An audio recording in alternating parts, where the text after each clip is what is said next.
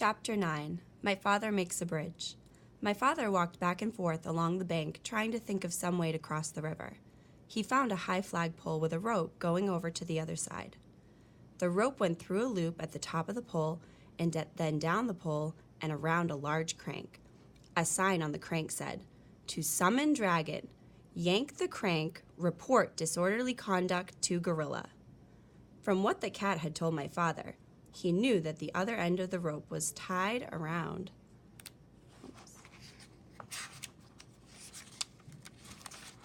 the dragon's neck, and he felt sorrier than ever for the poor dragon. If he were on this side, the gorilla would twist his wings until it hurt so much that he'd have to fly to the other side. If he were on the other side, the gorilla would crank the rope until the dragon would either choke to death or fly back to this side. What a life for a baby dragon. My father knew that if he called to the dragon to come across the river, the gorilla would surely hear him, so he thought about climbing the pole and going across the rope. The pole was very high, and even if he could get to the top without being seen, he'd have to go all the way across hand over hand. The river was very muddy, and all sorts of unfriendly things might live in it, but my father could think of no other way to get across. He was about to start up the pole when, despite all the noise the monkeys were making, he heard a loud splash behind him. He looked all around in the water, but it was dusk now, and he couldn't see anything there. "It's me, Crocodile," said a voice to the left.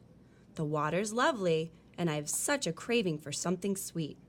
Won't you come in for a swim?"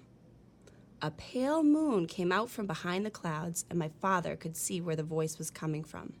The crocodile's head was just peeping out of the water. "Oh, no thank you," said my father. "I never swim after sundown, but I do have something sweet to offer you.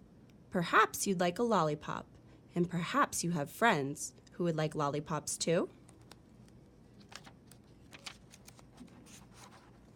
"Lollipops," said the crocodile. "Why, that is a treat. How about it, boys?" A whole chorus of voices shouted, "Hurrah, lollipops!" And my father counted as many as 17 crocodiles with their heads just peeping out of the water.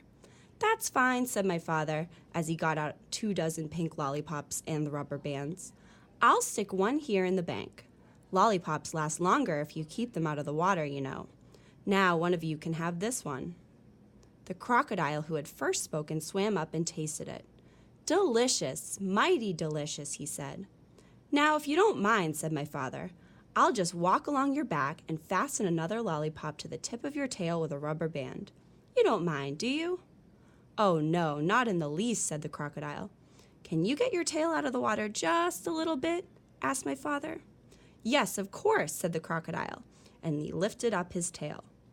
Then my father ran along his back and fastened another lollipop with a rubber band. "Who's next?" said my father, and a second crocodile swam up and began sucking on that lollipop.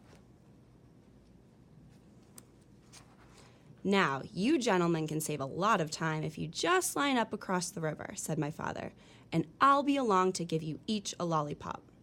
So the crocodiles lined up right across the river with their tails in the air, waiting for my father to fasten on the rest of the lollipops. The tail of the 17th crocodile just reached the other bank.